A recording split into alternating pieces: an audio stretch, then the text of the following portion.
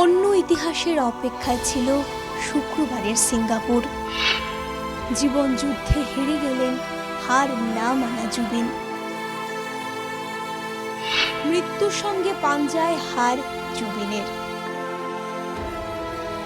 অতীতে একাধিকবার এমনটা হয়েছে, অসুস্থ হয়েছেন তিনি, কিন্তু বারবার প্রতিবারই মৃত্যুকে হার মানিয়ে আবার জীবনে ফিরে এসেছেন তিনি।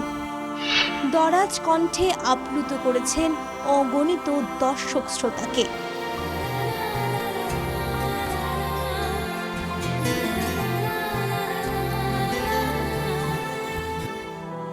এই কিছুদিন আগেই গত 22শে মে আচমকাই অসুস্থ হয়ে পড়েন জুবিন। নেমকেয়ার হাসপাতালে ভর্তি করা হয় তাঁকে। ভাইমন্দার প্রিমিয়ার চলাকালীন বুকে ব্যথা অনুভব করেন জুবিন।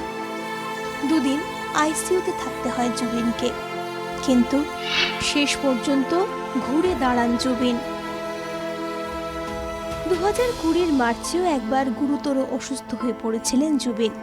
গুয়াহাটি টাউন ক্লাবের এক অনুষ্ঠানে অংশ নিয়ে ফেরার পর হঠাৎ করে অসুস্থ হয়ে পড়েন জুবিন। দুর্বল অনুভব করেছিলেন তিনি।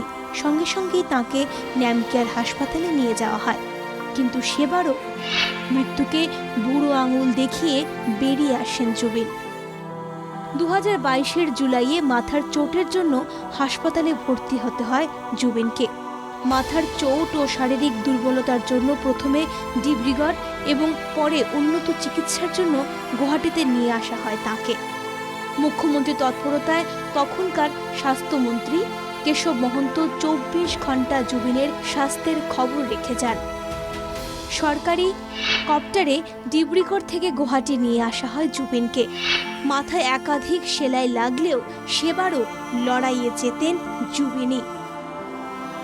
কিন্তু সিঙ্গাপুরের শুক্রবার অন্তিম রিলেতে আর পারলেন না জুবিন। মৃত্যুর কাছে হার মেনে নিতে হলো জুবিনকে। তাহলে কি সত্যি জুবিনকে কেড়ে নিতে সক্ষম হয়েছে মৃত্যু, নাকি জুবিনের নিথর দেহটাই শুধু কেড়ে নিয়ে গেছে মৃত্যু? জুবিনদের মৃত্যু হয় না কখনো। লক্ষ লক্ষ অনুরাগের কণ্ঠে বেঁচে থাকবেন জুবিন। মানবিক দৃঢ়তার জন্য বেঁচে থাকবেন জুবিন। জুবিনকে অমর করে দিল তার বেপরোয়া জীবনশৈলী।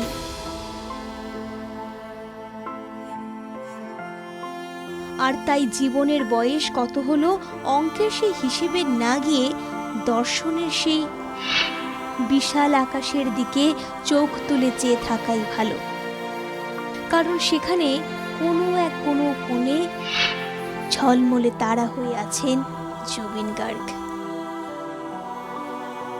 মোহিনীমোহন বরঠাকুর ও ইলি বরঠাকুরের ছেলে, না ছেলে নয় বলা ভালো, সুযোগ্য সন্তান Zubeen Borthakur Garg. Bureau report, NKTV Bangla.